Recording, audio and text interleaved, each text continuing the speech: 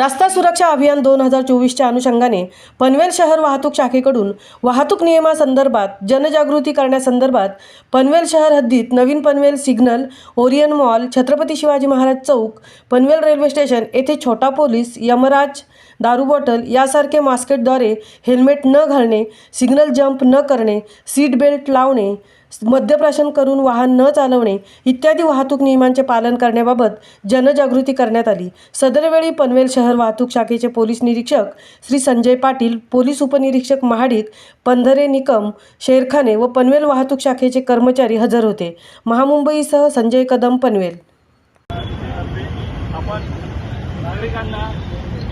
आपण प्रवास करत असताना आपली सुरक्षता, कुटुंबाची सुरक्षता कशी जपावी या अनुषंगाने आम्ही एक कंपेन चालू केलेलं आहे। आपण टू व्हीलर चालवताना हेल्मेट घातलं पाहिजे, फोर व्हीलर चालवताना सीटबेल्ट लावला पाहिजे, ड्रिंक अँड ड्राईव्ह नाही केली पाहिजे, सिग्नल जम्पिंग नाही केली पाहिजे, लेन कटिंग नाही केली पाहिजे। रूल्स पाळा